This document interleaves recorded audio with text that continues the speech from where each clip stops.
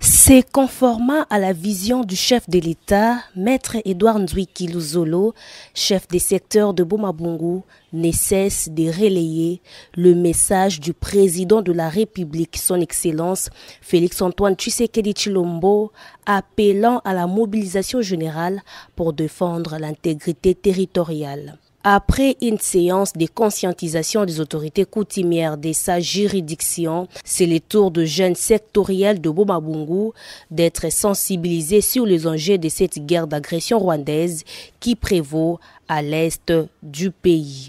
Réunis ce samedi 2 mars 2025, au carrefour familial, ces jeunes ont été exhortés à prendre conscience des enjeux sécuritaires et à s'impliquer activement dans la défense de la nation, car la souveraineté et l'intégrité territoriale de la RDC n'est pas négociable. Il est essentiel que la jeunesse adhère pleinement au rang de FARDC pour garantir la stabilité et la souveraineté du pays face à l'agression rwandaise et ces groupes terroristes du M23, estime Maître Edouard Ndwiki, chef des secteurs de Bomabungu.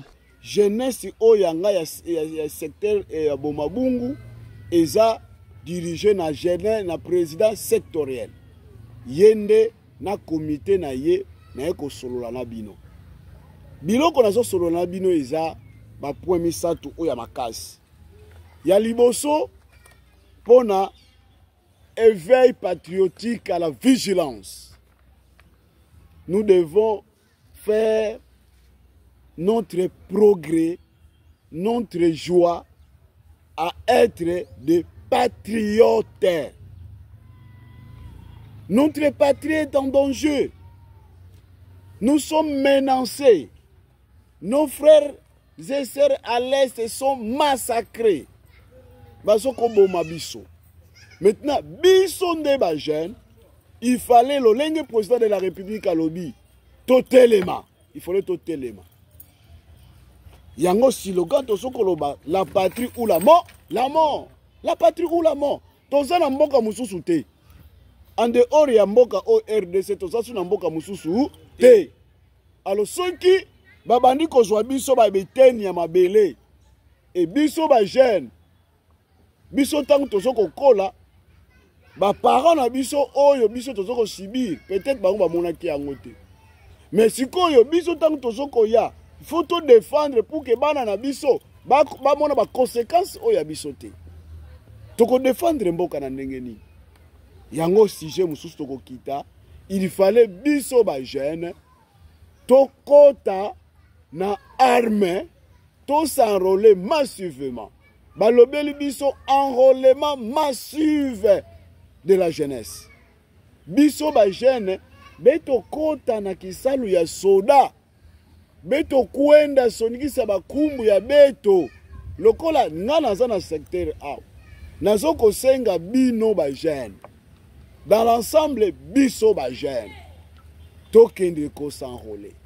Ba oyo nyonso baza prêt ya mosala oyo bazo senga biso to kota boye na secteur tango na kozwa ba kombo na bino na ko communiquer yango na province na communiquer yango na territoire après territoire ko communiquer na province et puis ba koluka mokolo oyo bakoya kozwa biso toketi na bakie wo biso to distance za muke. Bongo bao bazo uta Équateur bazoya na baki. Bao bazo uta bandundu bazoya. Mais biso toza kaka toza na zolo ya Mwanda. Toza na entrée pe sortie ya moi ya Mwanda. Voilà ba sujet oyo phare na monaki non na solola ki na ba chef de groupement. Na solola ki na ba chef de village. Et lelo il fallait na solola na comité sectoriel ya jeunesse ya Bomabungu. Bino tango boko bana ba réunion na bino kuna nde boko relayer message ya chef de secteur. Na message oyo nga pe na ju yango na gouverneur de la province tango abengisaka ba administrateur de territoire abengisi ba maire de la ville les deux maires de la ville ya biso ya province ya Congo central tango bazwi message wana ba administrateur du territoire ba bengi saki biso ba chef de secteur lokola ya biso ya Mwanda que je salue à ça excellence Kinduelo abengi saki biso Polade abengi saki biso apesaki biso instruction pe apesaki biso message oyo elobamaki na réunion wana message ya gouverneur de la province ezalaki clair pona makambo oyo ya sensibilisation ya éveil patriotique sikoyo nga nazokolobela biso ba jeune la patrie ou la mort biso sikoyo tolobaka ke mboka oyo epesi biso nyonso sikoyo biso nini sikoyo tokopesa na mboka pendant que mboka ngo eza menacé. Voilà raison pour laquelle nalinga qui prise de conscience wa éveil patriotique wa tozala na yango pour que lelo makambo soko leka na est soki biso to telemité mutu mususu mo telemela biso ezate yango wana il fallait to telema pour que toloba net plus jamais makambo ekoye la biso susu na mboka na biso parce que biso ba jeune to telemi. Mais eloko nini nalingi attirer attention na biso souvent biso na Congo central ceux qui otali nombre ba enrôlé na ba province mususu biso na territoire na biso ya Mwanda jusque là nan tozui montant nombre était mais par rapport ya ba province mususu na ba territoire mususu batu ba jeune bazo se présenter ba jeune bazo kokende mais biso tozala na sima yango wana mbela na nga na ekolobela bino enrôlement biso na ba jeune nazo kolobela ngo ezala obligatoire d'une manière pacifique obligatoire balobi te obligatoire lo babani ko tindika yo kende non parce que awa tolobi que la patrie ou la mort nalandaki ntango na ba chef de groupement nafandisaki bakoutumier balobi o mosusu abi ke po kaka nakomi déjà na 70 ans d'âge soki nazalaki nanu jeune ou bien ndenge naza boye so mpe balobi bapapa bakende nga mpe na kosimba munduki nake mpona bundela mboka nanga tala mutu azokoraisonne déjà comme na 70 ans d'âge mais biso tozala na âge ezokonange 20 21 tine ba 35 ba 40 bazosenga na biso tokende kopesa main forte ya armement na biso na armée na biso tokende kokota parce que après 12 ans vous verrez que ba mususu ba okoma ba général ba colonel mais biso tango ba kozuluka boma bungu bobimisi combien libungu tulu na lingi yango te en tant que jeune yango na sokolobela biso enrôlement na biso ezala massif ba sentir que ba jeune ba koti makambo yango pas parce que premier citoyen de la nation et puis commandant suprême à lobby yango le photo salela yango. En bref, la jeunesse doit être vigilante et doit mettre son énergie au service de la nation.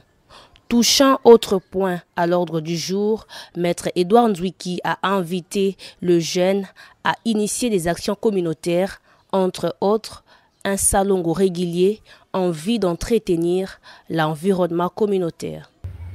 Na koti lokola na mon oyo ezoko déranger biso susu makambo salongo. Salongo bomabungu eza faible. Salongo epana biso eza faible. Ba ono so batekaka na marché. Ba ono so bateka na boutique. Ata mokolo moko te na mona que bino ba jeune bo sensibiliser bolobi que non voilà samedi eza mokola salongo boutique moko eko fongwa te. Bato wenze pe boko teka te ti boko sisa ko sala salongo. Mais vous êtes là pour ça. Président sectoriel. Yo zana ba président. Olobi que non makambo ya salubrité. Eza ba action jeunesse a memaka. Tous la ka jeunesse de non te. O jeunesse sectorielle a comboté. To même ba action na terrain. yango biso to banoyi kosala to créer action tango bo créer action wana boye bolobeli autorité tala tozosala boye tozosala boye ngana encadrer yango voilà comme tozala makambo ya salongo désormais chaque samedi l'heure telle de telle heure à telle heure bato bakoteka te mpona salongo.